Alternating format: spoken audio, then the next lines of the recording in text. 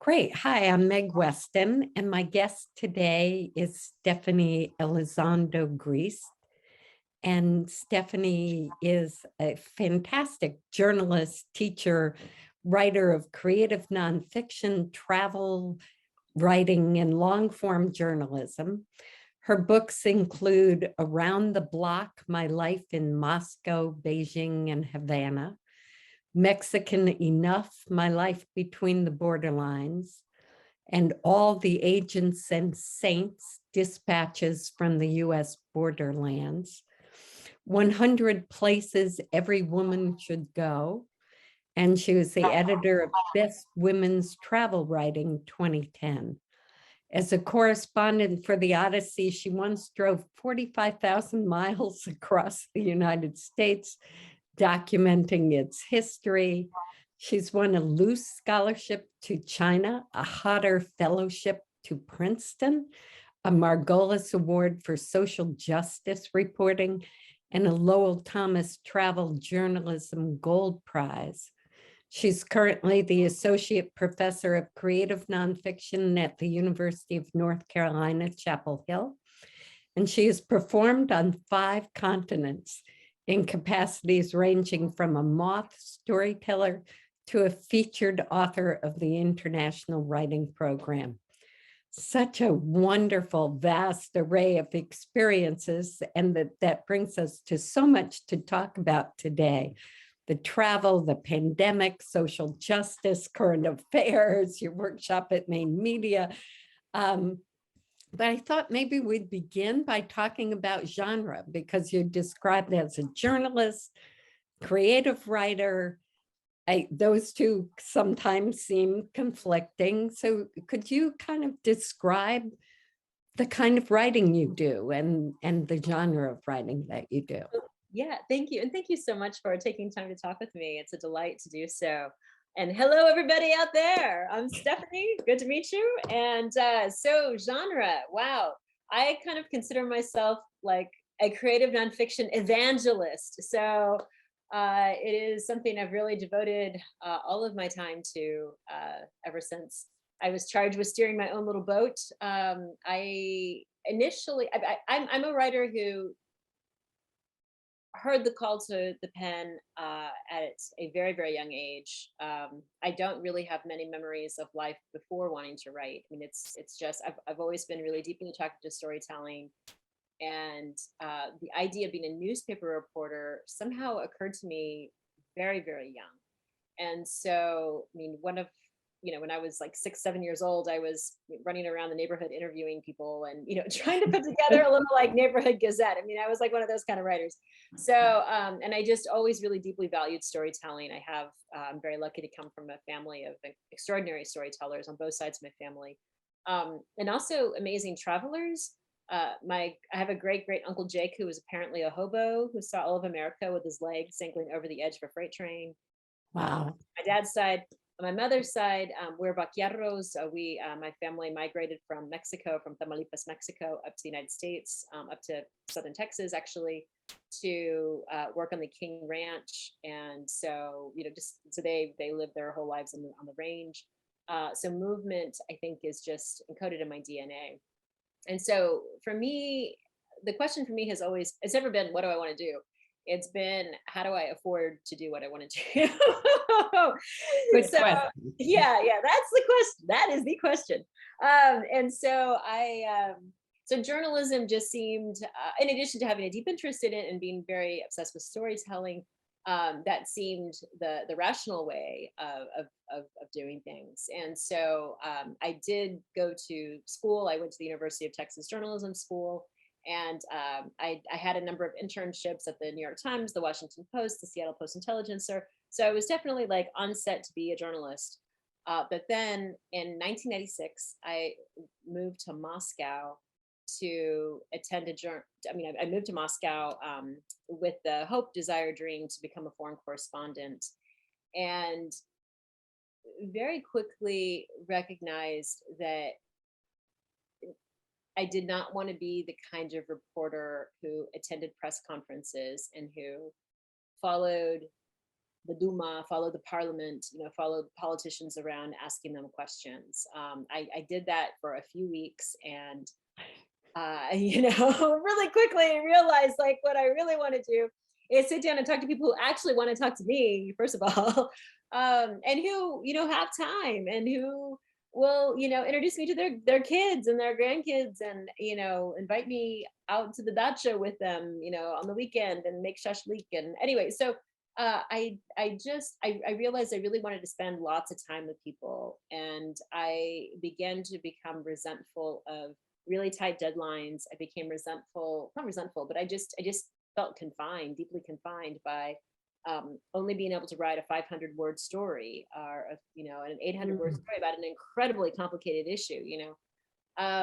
So that just began to feel very superficial to me, and chasing people down and asking them questions at press conference. I mean, I have deep respect for that kind of journalism, and it's absolutely vital to our democracy. And I'm so grateful we have people who do that, but it just wasn't my own interest. And so, yeah, so when I was living in Moscow, I mean, I was only 21 at the time, I was, young, still in college even, but I began taking notes on everything that I did, everything that I saw, everything that I smelled, everything I tasted, touched, felt.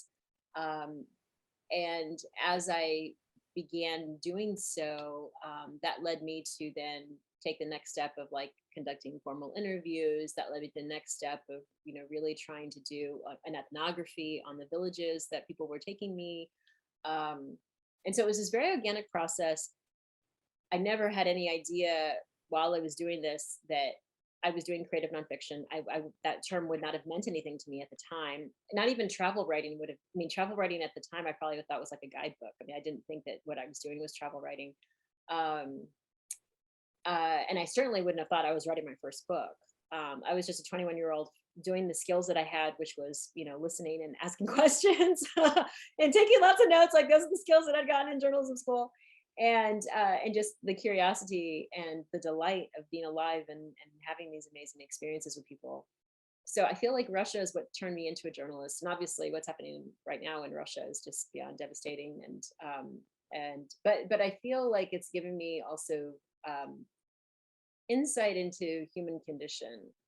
That was the big lesson that I received the time that I spent in Russia. And by virtue of going to Russia, I was then really curious to see what legacy communism had left in other people, not only in the East European context, but other aspects of the world. So that's what led me to go then move to China. And I spent time in Vietnam. I went to Mozambique, and I really just all my 20s, I was obsessed with communism and the impact that it left on people. So and just taking mad crazy notes everywhere I went. And that is what backboned my first book. Anyway, so I kind of developed this process of writing books before I knew what I was doing, A, and B, that it was, a fusion of forms, much less that it altogether was called creative nonfiction. I wouldn't actually learn the vocabulary for what I was doing until I was 36 and went to grad school. So I was just really following this intuitive pursuit of story and my own curiosity and the absolute warmth and kindness of the people that took me in and were willing to share their lives with me. That's what really led me into what I do. Fascinating. My MFA degree is also in creative nonfiction, and I've always had a little bit of struggle with people that just don't get what that genre is, when you explain it. And yours is a unique style when you write that seems to me to combine the very personal story and a lens that looks at yourself looking at the world, and then the wider cultural world that, brings in the journalist techniques. And that's fascinating to me. I wondered if you had an example of some of your writing that you might read for us, that other people could experience some of that if they haven't read your books. Yeah, of course, I'm glad to. So I'm going to read from my book, Mexican Enough, My Life Between the Borderlines. And that's the book that grew out of my I tend to like have these, decade long obsessions. And so the obsession of my 20s was communism. The obsession of my 30s was Mexico and undocumented migration. The obsession of my 40s is women artists. And my 50s, I've already decided is going to be Mexican food. So that's like the next book, let it down the road. So anyway, this is What me. did you say your 50s is going to be? Oh, Mexican food. Okay, food. Yeah. I've recently Great. started writing and reading a lot about Mexican food and the origins, and it's a really amazing way to tell the story of colonization and authenticity Mm. and acculturation. There are lots of really interesting ideas you Have- can put in with Mexican food. Plus, you get to like expense all of your fancy Mexican restaurant food experiences, so it's a good thing. Anyway, okay. Yes, what a great idea. So anyway, okay, so I'm going to read you all Mexican Enough. This is me in my 30s being obsessed with my Mexican identity and Mexico. And my favorite place in the world actually is Mexico. Okay, this is how the story starts. Once, when I was 6, I leaped in front of a moving car. My lip split halfway to my ear. As a surgeon stitched my cheek, I decided motor vehicles were death machines and should be avoided. This is why I live in New York City, subways. On the rare occasion I find myself in the driver's seat, I'm haunted by visions of children darting across the road, perhaps images of my former self. I grip the steering wheel at 11 and 1 o'clock, lurching and braking, like now. I'm sputtering down I-10 in a 92 Mazda, en route from Los Angeles to my parents' house in Corpus Christi, Texas. Today is the Tucson El Paso leg. I veer off the highway onto an isolated farm road curving along the Mexican border and wind up in a desert choked with cactus and brush. This is my ideal driving scenario, though. Nobody to hit. The air conditioner has perished, so it's hot as blazes. I roll down the window and contemplate my 30th birthday, which is a month away. My 20s were consumed by my first book, a memoir about traveling around the communist bloc. During the decade it took to research, write, and publish it, I grew keenly aware that I was living backward, more in my past than in my present. It's time to move on, but where? To what? When asked this in my book tour, I had a ready reply: learn Spanish. Despite being third-generation Mexican-American and growing up 150 miles from the border, my Spanish is best described as Tarzan light, a primitive vocabulary spoken entirely in the present tense. My mother faced so much ridicule for her accent growing up. She never taught my sister or me how to speak it properly. I mostly picked up course words in school and opted to learn Russian in college. Studies show only 17% of third-generation Mexicans speak Spanish fluently, but it riddles me with guilt, especially now that I've entered the publishing world. I am turning down invitations to speak to groups I supposedly represent because I literally cannot communicate with them. A logical life plan would be to venture across this desert and explore the land and the tongue of my ancestors. But the very notion terrifies me. Ask any South Texan.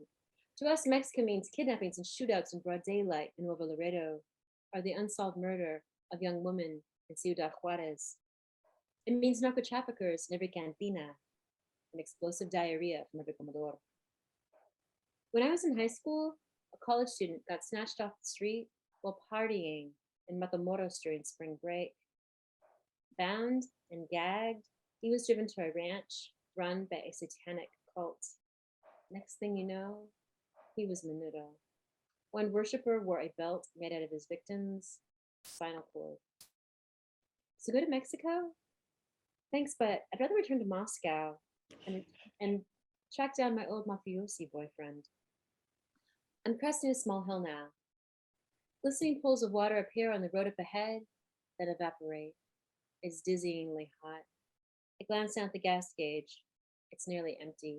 My cell phone is roaming. Not a soul has passed me on this road. If this Mazda breaks down, I am toast. I better turn around and rejoin the main highway. My foot hovers above the brake as I grasp the clutch. And then something appears in the distance. Objects in the middle of the road, moving sluggishly, then quickly. Bears? What kind of bear prowls around the Arizona desert? No, they must be wild dogs, big ones, standing on their hind legs and running? No, they are people. One figure seems to be a child. My lifelong phantom has actualized. I slam the brakes. They must be Mexicans fleeing the border. I blare the horn. Agua! Tengo agua! I scream out the window. They must need water. I have 2 bottles. I must give one to them. But what if water isn't all they need? What if they ask me to take them somewhere? Of course I will say yes. How can I deny a ride to people in the middle of the desert? But what if they don't just want a lift? What if they want my car?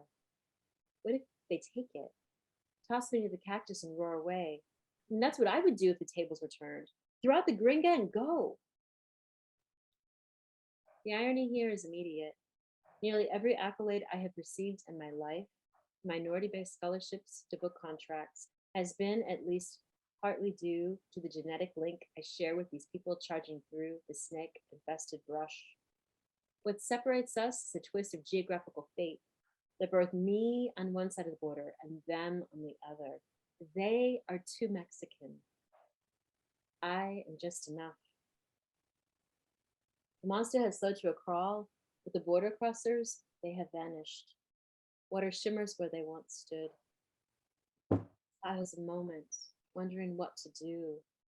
Then I slowly began to accelerate. As I look off into the desert hills from which they descended, a surprising thought flashes through my mind.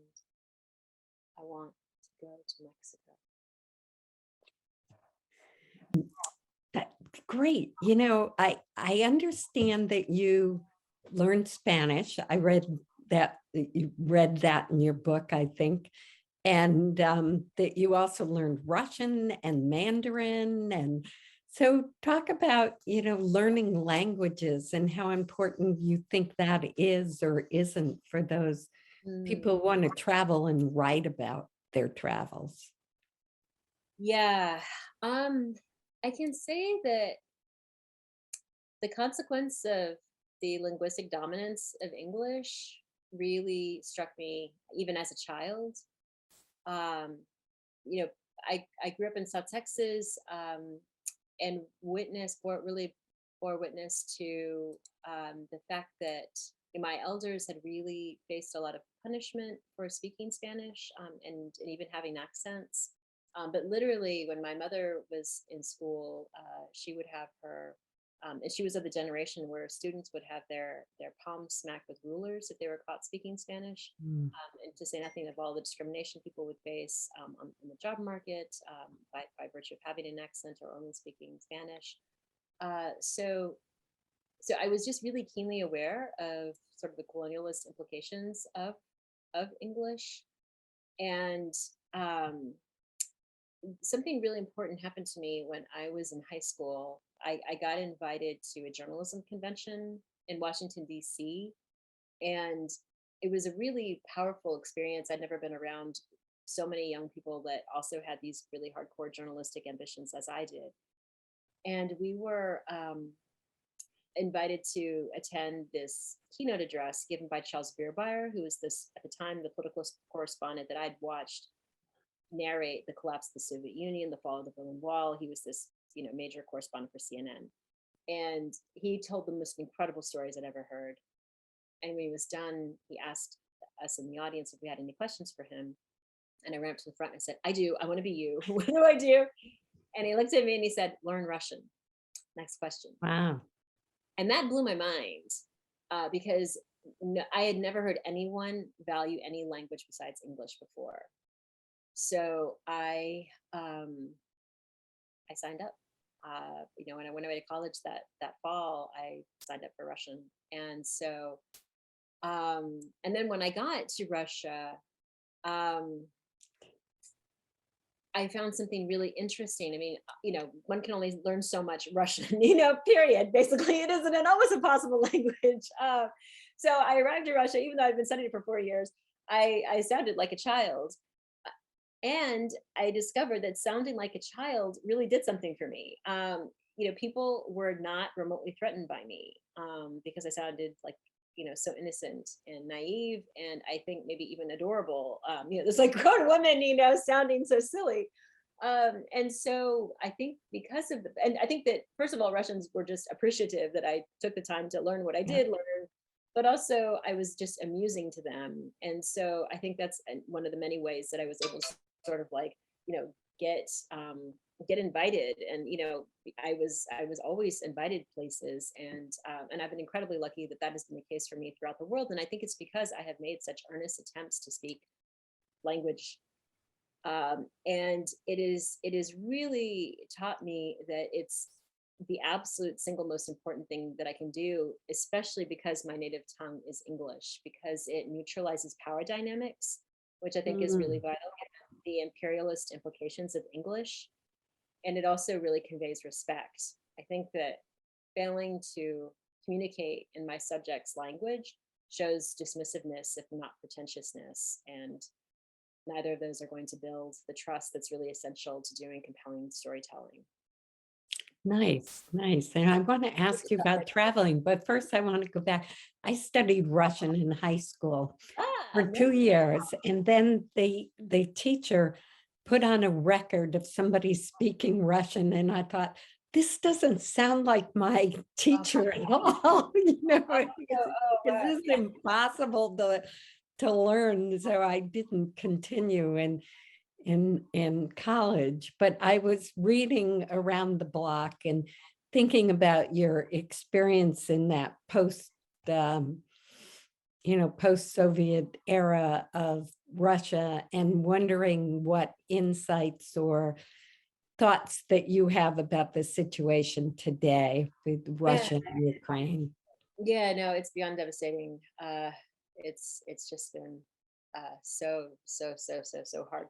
I mean, I will say that I have not been in Russia in the time of Putin, which is to say I haven't been in Russia for like, I mean, forever. I mean, it's Yeah. he's such a game changer. But what I can say is that I was there in between the Soviet Union and Putin, which maybe gives me a little bit of understanding of the psychology wherein people who endured the Soviet Union 70 years of major serious authoritarian totalitarianism essentially and repression, why they would then be willing to go into it again. And that is because that interim period was horrific. um, Ah, I mean, really bad.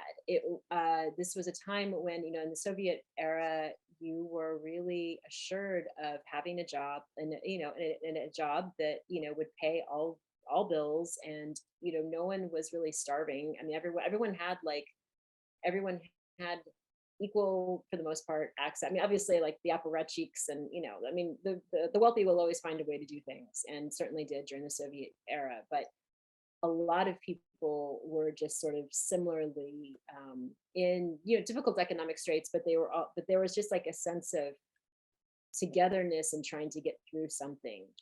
And after the collapse of the Soviet Union, when the oligarchs just seized all what should have been kept in the public, um, people saw their entire life savings dissolve overnight. So the terror of that, the horror of that, also the mafia, had its heyday, right when I was there in the 90s. That was really devastating. And it led to a type of fear where people, it was like the Wild West. I mean, it's actually kind of similar to what Mexicans are undergoing now with the hmm. narco traffickers, where there were shootouts, and just the unsafety of the time.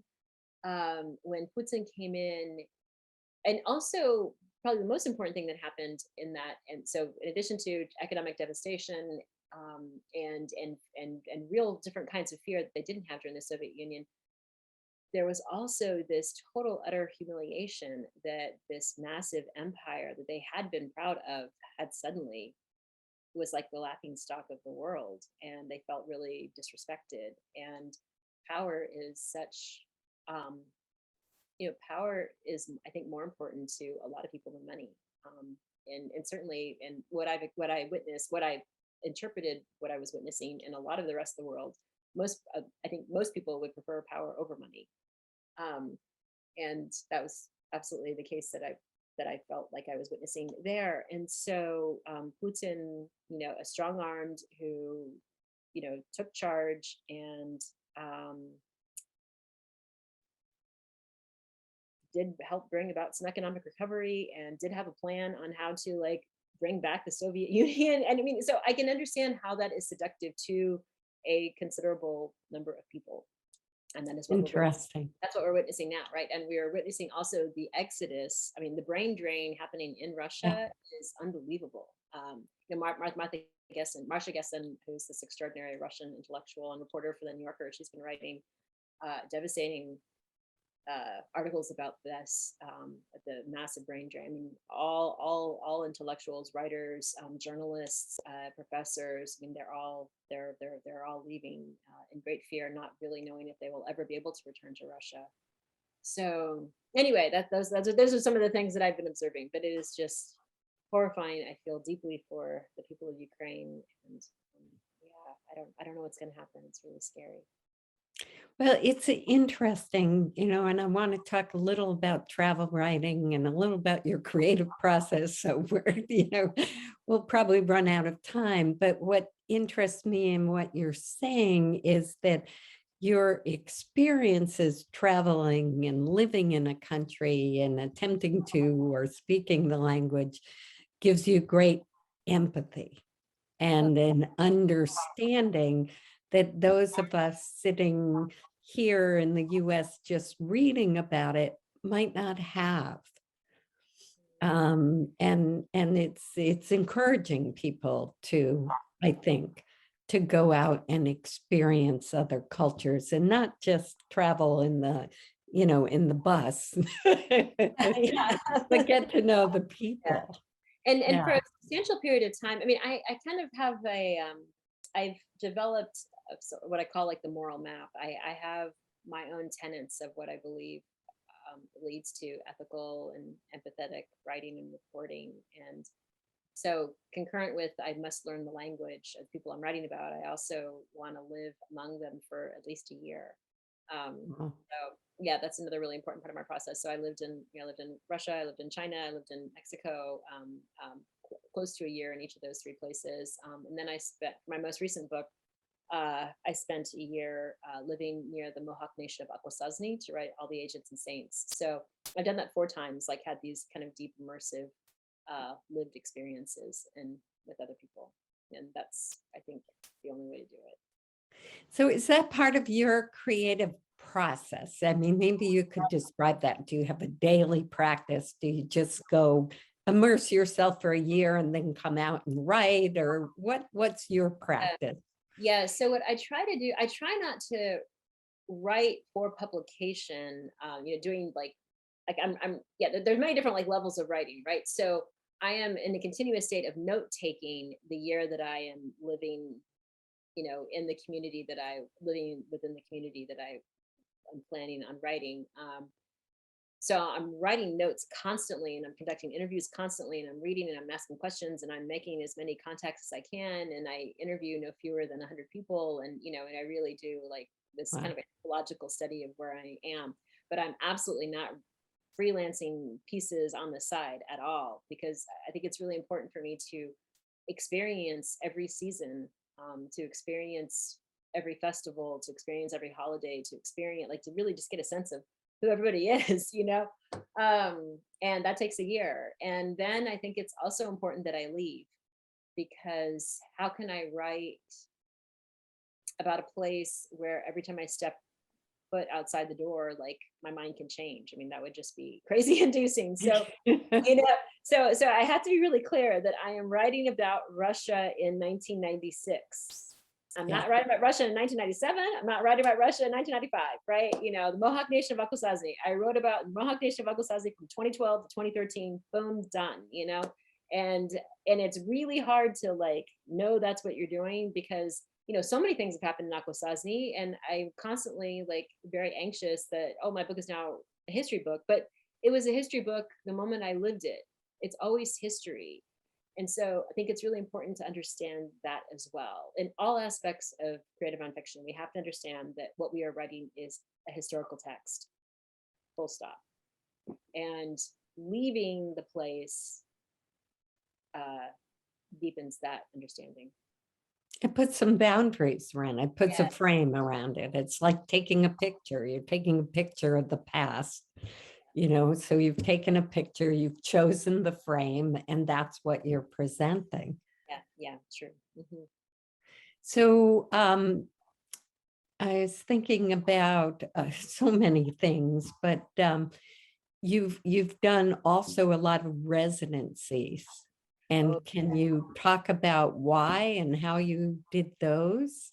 oh my God, yeah, residencies are, I could not be more grateful. I mean, hopefully one day I will have, I mean, if I were to ever come into a large amount of money, I would make a residency. I would found a residency because they're so, oh my God, they're just my favorite part of being a writer almost. I adore them. So what a residency is, for those who don't know, there are these beautiful people in the planet who want to help artists, and they will their estate when they die, or or if they're continuing to still be alive, like they buy a beautiful plot of land, a ranch in Wyoming, or a set of adobe casitas in New Mexico, or Prairie Estate in Lake Forest, Illinois, just to name a couple of the places I've been.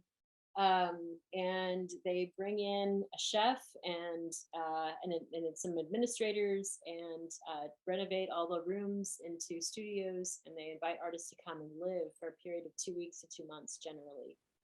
And these places are all over the world. I've stayed at colonies in India and in Spain, and in like 8 or 9 of the United States. And why do I go there? I go there because literally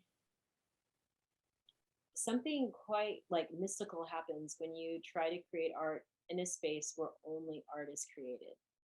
It's like the muses Hmm. just sort of seep into the woodwork and they kind of come up when you're asleep, and they like just solve all the little narrative problems in your mind, and you wake up and you're like, like, and you just want to start writing. I mean, it's amazing, and it's I'm so grateful it exists, because it's completely the book I just read to you from. I wrote, so when I was writing Mexican Enough, I was 100% nomadic. All my stuff was in storage, I because I couldn't afford to live someplace and write at the same time. So I just put everything in storage, and I lived on the road for 3 years. And I lived in our Wow. colony when I wrote this book. So this book was written, not a word of it was written outside of a colony. Like that's the only place I had to write. So and all the Agents and Saints, a lot of that was written. I mean, anyway, I didn't know about colonies when I was writing around the block, so I moved in with my parents.